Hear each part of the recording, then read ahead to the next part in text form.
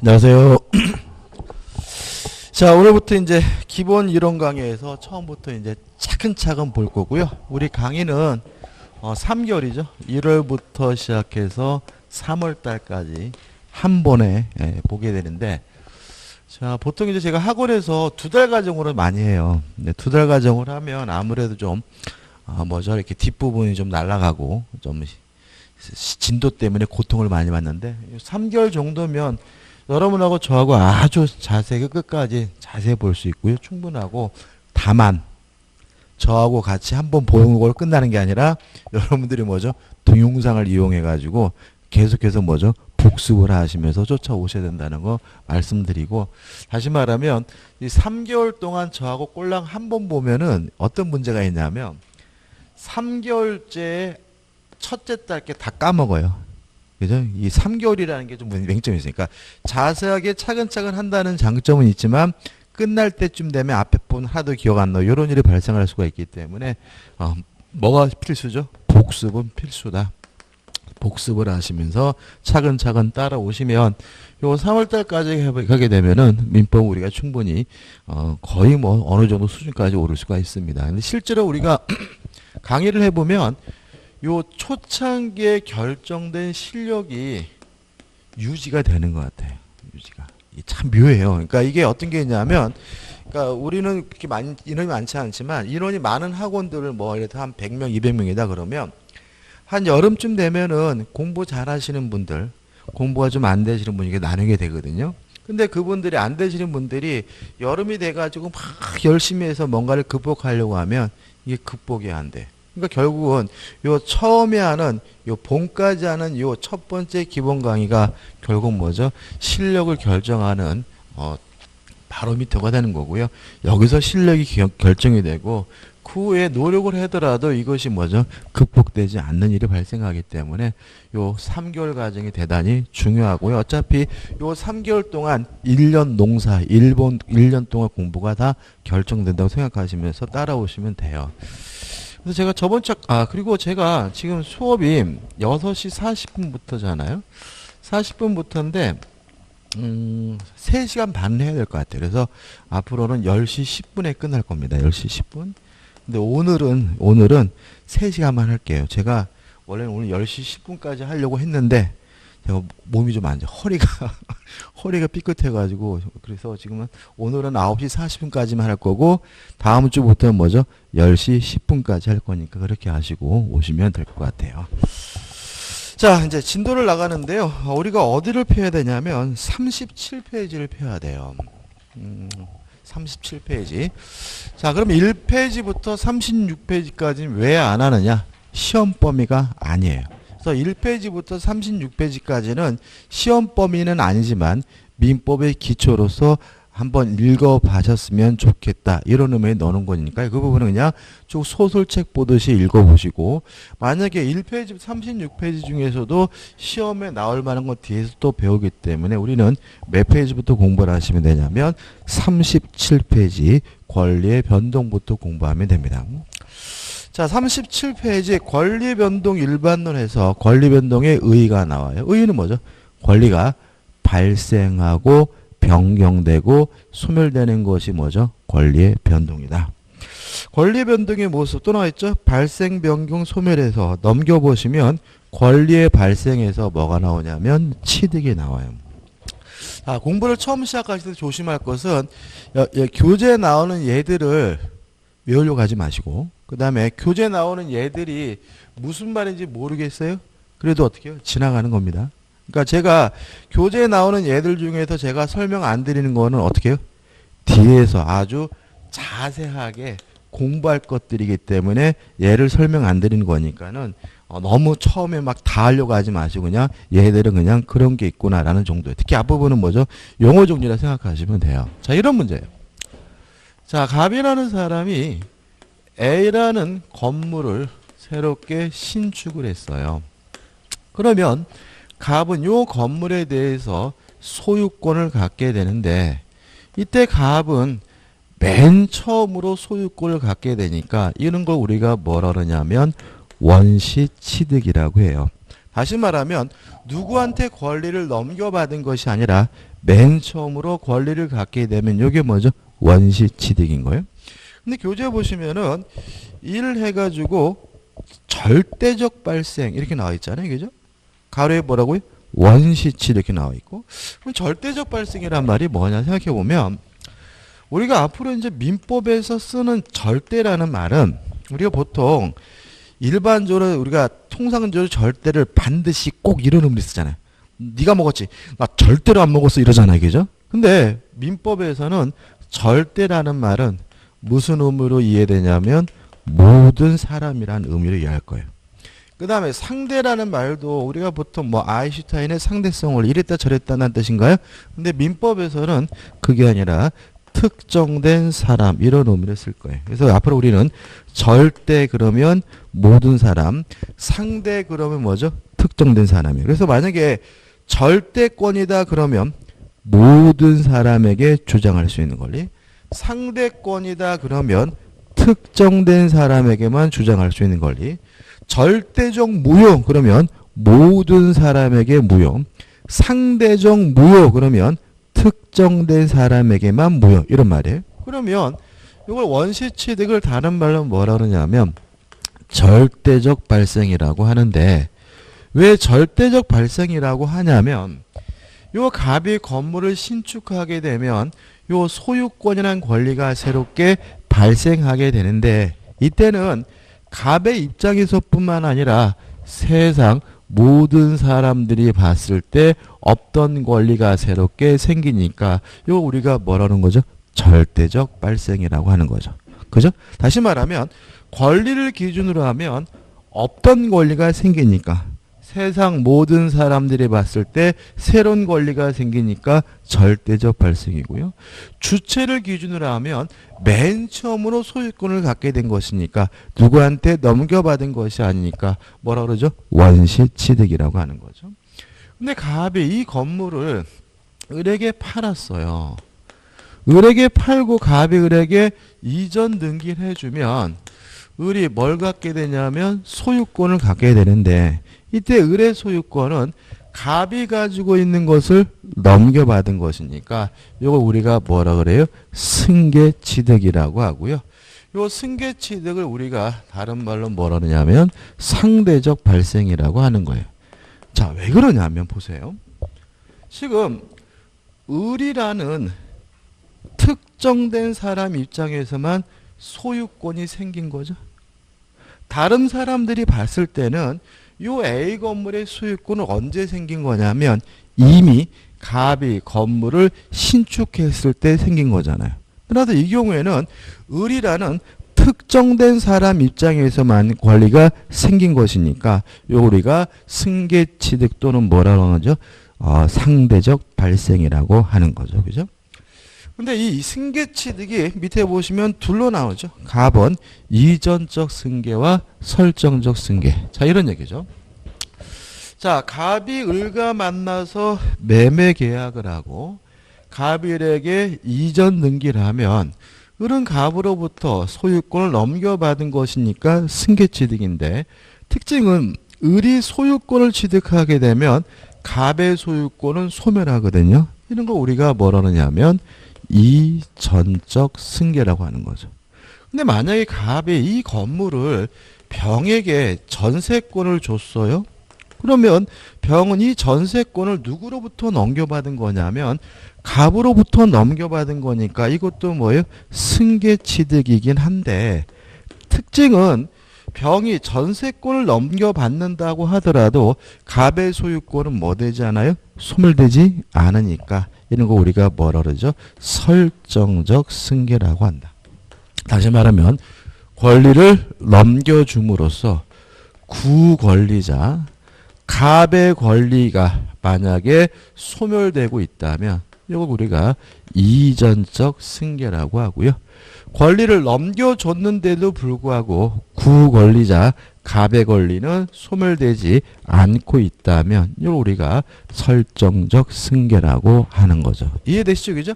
근데 이게 말로 쏘니까 어렵지 우리가 언어 습관적으로 구별하죠. 우리가 임차권을 설정해 줬다 그러지 임차권을 이전해 줬다고는 안 하죠. 저당권을 설정해 줬다고 하지 저당권을 이전해 줬다고는 안 해요. 왜요?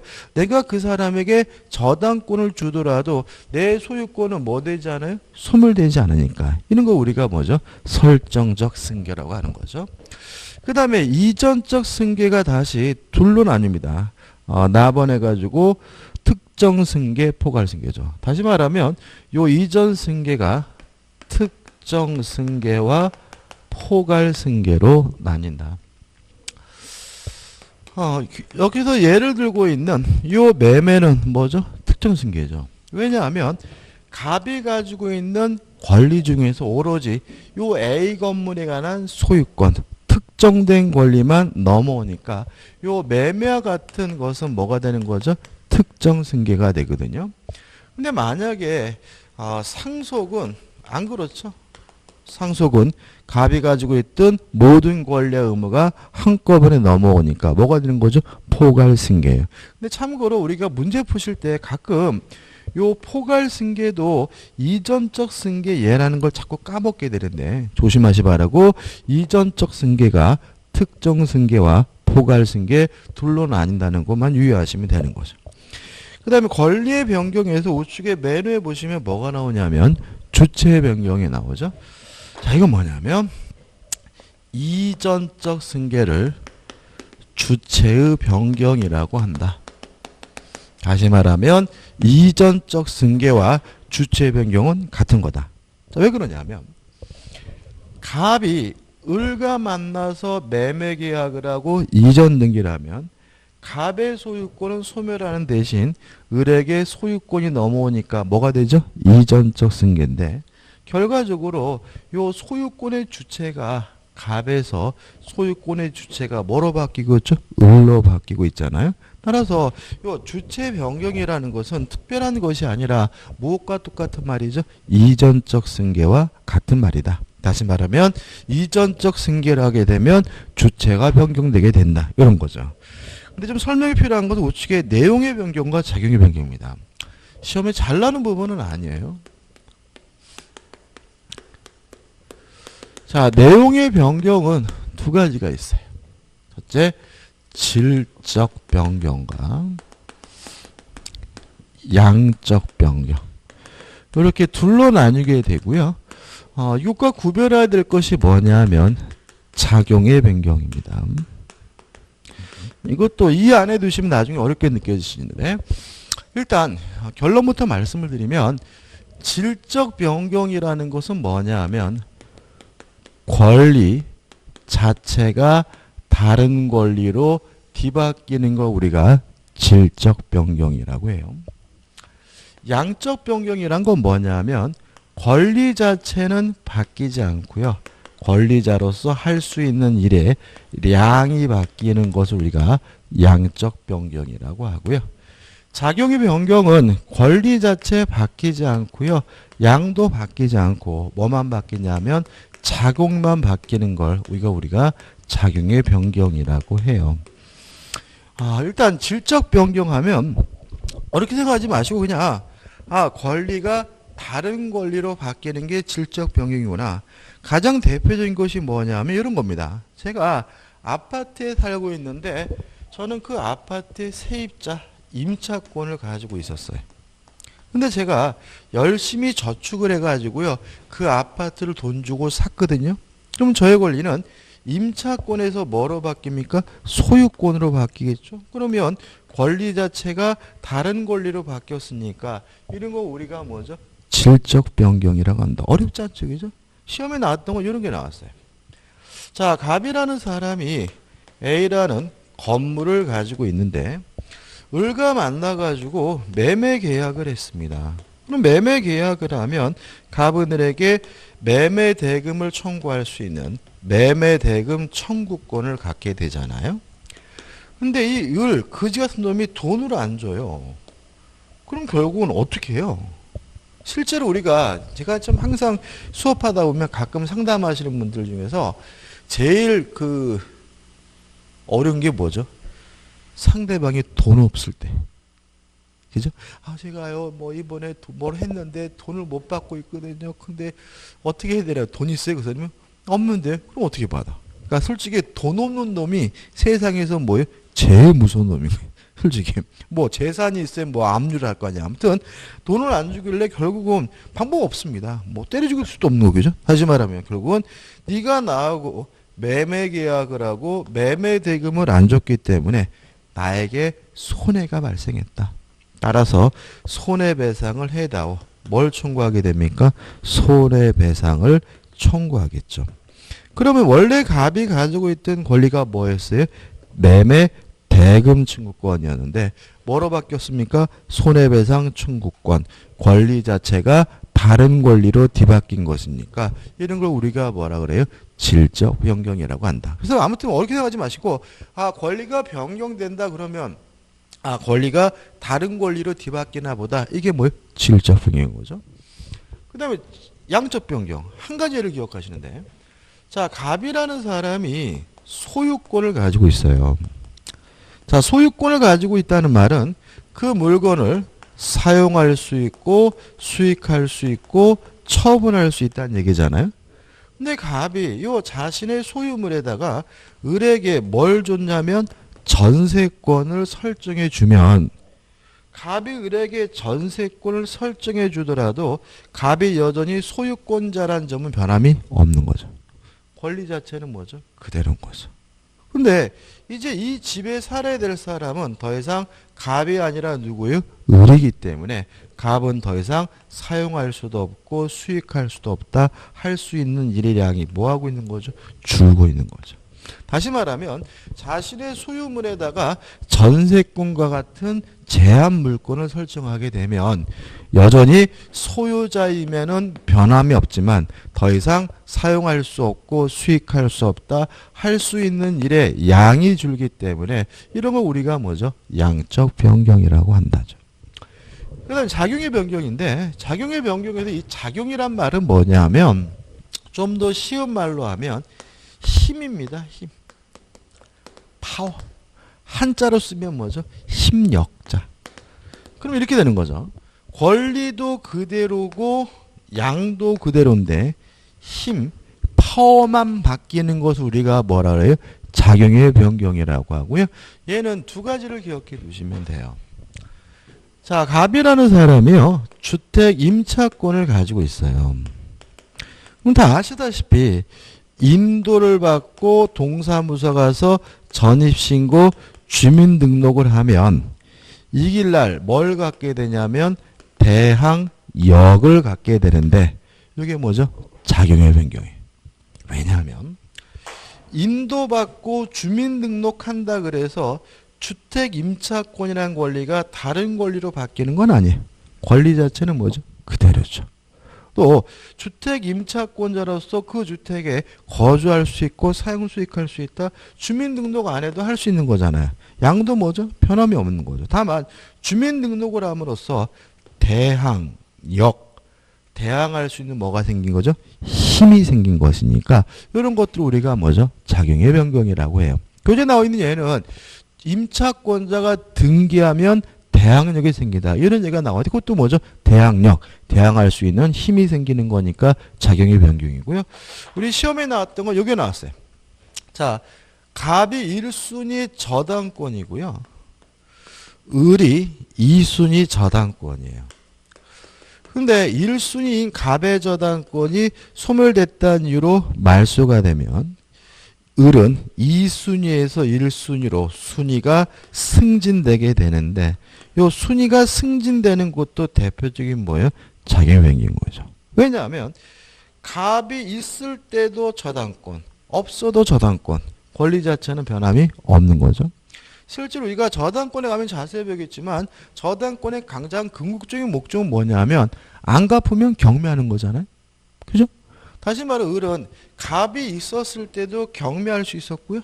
갑이 없어도 뭐 할 수 있어요? 경매할 수 있으니까 할 수 있는 일의 양도 변함이 없는 거예요. 다만 2순위에서 1순위로 순위가 승진됐다는 말은 똑같은 저당권이긴 한데 좀 더 힘이 센 저당권이 된 것이니까 2순위가 아니라 1순위라는 말은 좀 더 힘이 센 저당권이 됐으니까 뭐가 되는 거죠? 작용의 변경이 되는 거죠. 이해되시죠? 그죠? 이 정도입니다. 그 다음에 이제 하단에 보시면 뭐가 나오죠? 권리의 소멸. 자, 절대적 소멸, 상대적 소멸. 이해되시나요? 자, 보세요. 갑이 가지고 있는 요 A 건물이 화재가 발생해서 멸실돼서 없어졌어요. 그러면 요 소유권이 없어지는데 갑의 입장에서 뿐만 아니라 세상 모든 사람들이 봤을 때 권리 자체가 없어지는 거니까 이런 건 뭐죠? 절대적 소멸인 거죠. 근데 갑이 을과 만나서 매매 계약을 하고 이전 등기를 하면 갑의 소유권은 뭐 하게 돼요? 소멸되게 되는데 이때는 누구 입장에서만요? 갑의 입장에서만. 어차피 을의 입장에서는 뭐가요? 소유권이 있는 거잖아요. 그러면 이전적 승계를 하게 되면 구권리자의 권리가 뭐가 돼요? 소멸되게 되는데 이때는 갑의 입장에서만 특정된 사람 입장에서만 권리가 없어지는 거니까 이런 거 우리가 뭐죠? 상대적 소멸이라고 하는 거죠. 그 다음에 넘겨보시면 이제 뭐가 나오냐면 권리 변동의 원인이 나옵니다. 자, 이런 문제입니다. 예를 들어 볼게요. 갑이라는 사람이 A라는 건물을 가지고 있어요. 이 A라는 건물을 가지고 있다는 말은 갑에게 소유권이 있고 자기 앞으로 등기를 하고 있다는 얘기죠. 근데 갑이 이 건물을 팔고 싶어서 을과 만나서 내 건물 살래? 청약이라는 의사를 표시했어요. 을이 갑의 건물을 와서 보니까 좋아요. 좋다, 내가 네 건물 사겠다. 승낙이라는 의사를 표시한 거죠. 그럼 이제 갑과 을은 뭐 한 거냐면 계약을 한 거죠. 매매라는 뭘 한 거죠? 계약을 한 거잖아요. 그럼 이제 이걸 끝난 게 아니라 을은 갑에게 매매 대금을 뭘 해야 돼요? 지급을 해야 되고요. 갑도 을로부터 돈을 받았다면 갑은 을에게 뭘 해줘야 돼요? 이전 등기를 해줘야 되는 거죠. 그러면 모든 것이 다 끝나게 돼요. 근데 이 사례가 민법의 전부라는 점이에요. 우리가 이제 민법을 공부하면서 민법 총칙, 물권법, 채권법 중에서 우리는 뭐만요? 계약법만 공부하고 그다음 민사특별법도 공부하는데 세 가지를 공부하거든요. 근데 우리가 요 민법 총칙에서 주로 뭘 공부하냐면 우리 시험 범위는 뭘 공부하냐면 요 의사표시라는 거를 주로 공부해요. 그래서 여러분하고 저하고 일을 한 달 동안 솔직히 민법 총칙만 공부하게 되는데 일을 한 달 동안 뭐만 공부하냐면 의사표시만 공부해요. 그래서 여러분하고 저하고 의사표시 하다가 결국 뭐예요? 한 달에 가는 거예요. 그럼 뭐예요? 민법 총칙이 끝나요. 그리고 2월 달에 물권법 들어가겠죠? 물권법 들어가서 뭐 하겠어요? 소유권이다, 지상권이다, 저당권이다, 등기다, 이전 등기다. 요거 하면 뭐가 끝나요? 물권법이 끝나요. 그래서 등기부터 시작해가지고 저당권까지 공부하면 뭐가 끝납니까? 물권법이 끝나는. 그 다음에 이제 3월달에 계약법 하겠죠? 계약법과 민사특별법 하겠죠? 그때 뭐 합니까? 계약법 들어가서 청약이다, 승낙이다, 계약이다, 매매다, 임대차다 하면 뭐까지 끝납니까? 계약법도 끝나게 되고요. 그러면 뭐죠? 민법도 끝나요. 그래서 민법은 어떤 과정이냐면 굉장히 양이 많은 것 같지만 결과적으로 이런 하나의 거래를 뭐요? 완성하는 과정이에요. 그래서 우리는 지금부터 시작을 해가지고 언제까지요? 3월달까지 이 하나의 거래를 완성하면 민법이 뭐 하게 되는 거예요? 끝나게 되는 거예요. 여기서 좀 어려움이 있어요. 어떤 어려움이냐면 이게 지금 하나의 거래를 끝내면 민법이 끝난다는 얘기는 결국은 오늘부터 시작해가지고 민법이 끝날 때까지 스토리가 계속해서 뭐하고 있다는 얘기예요? 연결되고 있다는 거예요. 그래서 예를 들어서 이런 일이 벌어져요. 내가 한 달 동안 민법 총칙을 열심히 공부했어요. 그러면 3분의 1은 봤으니까 10문제는 맞히겠지 해가지고 문제를 풀어오면 아유 세상에 한 문제도 안 풀리는 사실을 깨닫게 돼요. 그러면서 어떻게 돼요? 이런 거지같이 민법 선생님 아우 저 아주 무능하고 아우 진짜 뭐 민법 사람 잡네 막 이러거든요. 왜 그러냐면 요 모든 스토리가 다 뭐가 되어 있냐면 연결되어 있기 때문에 민법 총칙을 공부했다. 민법 총칙 열심히 공부했다는 말은 아직도 한 번도 안 봤다는 말인 것이지 책의 3분의 1을 본 게 아니에요. 민법 총칙에서 문제를 풀기 위해서 연결되어 있으니까 요 뒷부분도 알아야 민법 총칙에 관한 문제를 뭐 할 수 있는 거예요? 풀 수가 있는 거예요. 근데 아까 제가 너무 꼼꼼히 달려가지 마십시오. 뒤에서 어떻게 해요? 자세합니다. 라는 말은 모든 스토리가 연결되어 있기 때문에 뒤에서 자세할 내용이라면 굳이 앞에서 제가 뭐 하잖아요? 설명을 안 해요. 그러다 보니까 어떻게 해요? 이게 약간 뭐예요? 구멍이 뚫려 있는 상태가 되기 때문에 민법 총칙을 공부했으니까 민법 총칙 다 맞춰야지. 이런 논리는 성립되지 않고요. 죽이 되든 밥이 되든 뭐 하는 거예요? 끝까지 다 가야 된다는 점에. 어떻게 해요? 끝까지 다. 그죠? 그리고요. 결석하면 안 된다는 거죠. 결석. 왜요? 이게 모든 스토리가 연결되어 있기 때문에요. 중간에 결석을 해버리면은 연결고리가 빠져요. 그래서 요 한 번의 결석 때문에 전체가 다 엉망이 돼가지고 우리가 3개월 동안의 공부를 다 뭐 할 수 있어요? 망쳐버릴 수가 있어요. 또다시 뭐예요? 내년에 또 공부할 일이 벌써 지거든요. 그래서 우리가 한 번의 결석은 결국은 중간 과정의 연결고리를 뭐죠? 빼앗는 것이기 때문에 절대 뭐 하지 마시고요. 결석하지 마시고 꼭 수업을 들으셨으면 좋겠어요. 저는요. 인터넷이 무서워요. 왜 무섭냐면은 이게 이제 오늘은 비 오잖아요. 그죠? 오늘 같이 날씨가 안 좋거나 비 오거나 그러면 에이 오늘 수업 빠지고 그냥 인터넷으로 보지. 이게 그냥 악마야 악마. 그래가지고 이게 뭐예요? 한두 번 빠지면은 또 가기 싫어져요. 그죠? 가기 싫어져요. 제가 지금 좀 살이 좀 통통하잖아요. 그죠? 근데 제가 작년 11월 달에 제가 작년에 살을 뺐어요. 살을 뺐는데 몇 킬로를 뺐냐면은 14kg를 뺐습니다. 14kg. 그래서 제가 예를 들어 가지고 한 유튜브 같은 데 보면 제 옛날 영상이 있거든요. 보면 막 전부 이래요. 막 이래. 14kg 뺐어요. 그래 빼가지고 11월 달까지 빼가지고 이제 뺐는데 어떻게 뺐냐면 제가 수영을 해서 뺐거든요. 수영을 해서 14kg 뺐는데 11월 달 내가 14kg 빼니까 막 흐뭇하잖아요. 그죠? 흐뭇하니까 수영을 안 갔어요. 안 가가지고 다시 또 찐 것 같아. 다시 찐 것 같은데 그 찐 것까지는 좋은데 뭐죠? 허리까지 또 갑자기 또 살이 또 찌니까 허리까지 아프고 근데 제가 다시 한번 수영을 가야 되겠다고 맨날 결심해요. 아 다음 달에 꼭 내가 수영 다녀야지. 맨날 이러면서 지금 몇 달이 1월 달이니까 좀 2달 동안 수영장 안 가고 있거든요. 그죠? 다시 말하면 이게 인이 백히면 그 수영 한참 할 때는요. 뭐 일주일 내내 하는 것도 아니잖아요. 그죠? 할 때는 그냥 당연히 가야 되는 거고. 그죠? 근데 한두 번 빠지다가 안 가기 시작하니까 또 가려고 하니까 막 가기 싫고 막 결심해야 되고 이러는 것 같거든요. 그죠? 그러니까 이것도 마찬가지예요. 그래서 여러분들 절대로 결정하지 마세요. 그죠? 우리가 인원도 많지 않으니까 뭐 나중에 기회 되면 뭐죠? 우리 많지도 않으니까 으쌰으쌰도 좀 해보고 좀 그죠? 회식도 좀 해보고 해가지고 막 이제는 뭐예요? 우리가 뭐죠? 한 배를 탄 거죠. 그죠? 그러니까 우리는 이제 공동의 목적이 뭔가요? 합격이고 다행히 공인중개사 시험은 상대평가가 아니라 뭐예요? 절대평가니까 우리가 모두 전원이 뭐예요? 합격하면 되는 거잖아요. 공동의 목적이니까 좀 서로가 어떻게 해요?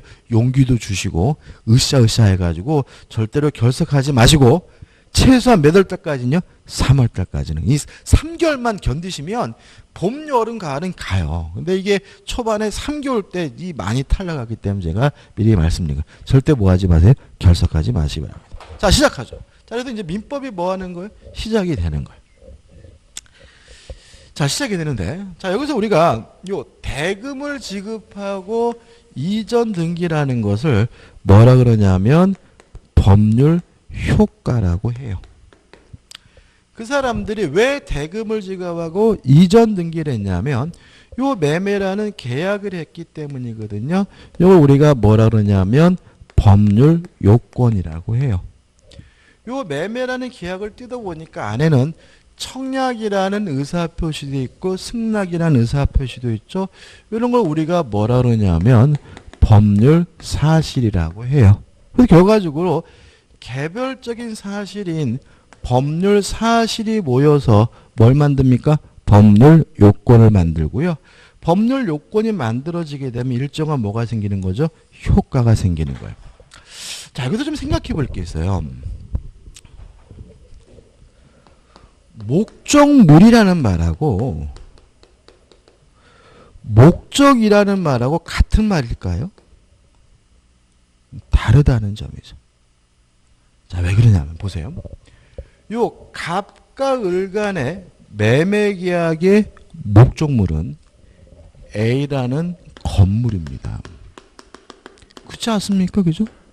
근데 갑에게 물어봤어요. 아니, 이 건물을 파시는 목적이 뭐세요? 라고 했더니 갑이 저의 목적은 건물입니다. 라고 말할 미친놈은 없는 거예요. 보통 뭐라고 했어요? 아우, 이번에 우리 아들이 대학 들어가서 등록금, 아우, 막 돈이 필요해서 파는 거 이런 거 아닌가요? 그죠? 다시 말하면 요 대금, 돈 받으려고 파는 거잖아요. 이게 목적인 거예요. 그죠? 을도 요 갑과 매매 계약을 한 목적이 뭐예요? 요 A 건물에 대한 소유권을 취득한다. 이전 등기 받으려고 하는 거잖아요. 다시 말하면 요 매매 계약의 목적물은 A라는 건물이지만 갑과 을의 목적은 매매 대금을 받고 이전 등기를 받는 것이 뭐예요? 목적이니까 결국은 법률 효과 뭐가 같은 말이에요? 목적이 같은 말인 거예요. 그래서 앞으로 우리가 이제 아마 다음 주에 이제 법률 목적 들어가면 자꾸 뭐가 떠오르냐면 목적물이 떠오르거든요. 그러시면 안 돼. 목적물이 떠오르는 게 아니라 법률행위의 목적이라는 것은 결국 뭐예요? 법률 효과, 당사자가 기도하는 바. 이게 목적이고 목적물과 목적은 같은 말이 아님을 주의하시기 바라고요.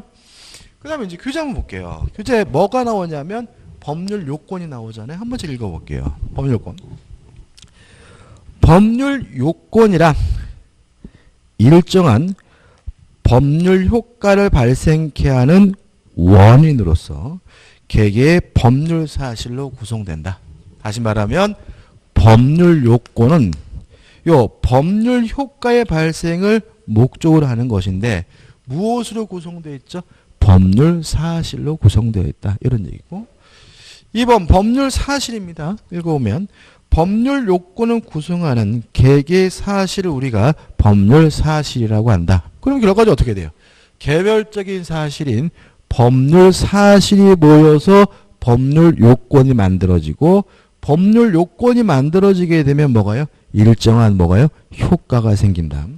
그 다음에 우리가 이런 것들을 다 뭐 한다고요? 공부한다 그랬잖아요. 이런 것들 다 공부한다. 이런 걸 다 공부한다는 말은 결국은 민법을 공부한다는 것은 법률 사실을 공부하고 법률 요건을 공부하고 법률 효과를 공부하는 거고요. 시작하는 상황이니까 가장 기본적인 뭐부터 보는 거죠? 법률 사실부터 볼 건데 우측에 보시면 2번에서 법률 사실의 분류가 나와요. 근데 이게 시작하면 좀 시간이 걸리기 때문에 좀 일찍 칠게요. 좀 쉬었다가 이 법률 사실의 분류를 보도록 하겠습니다.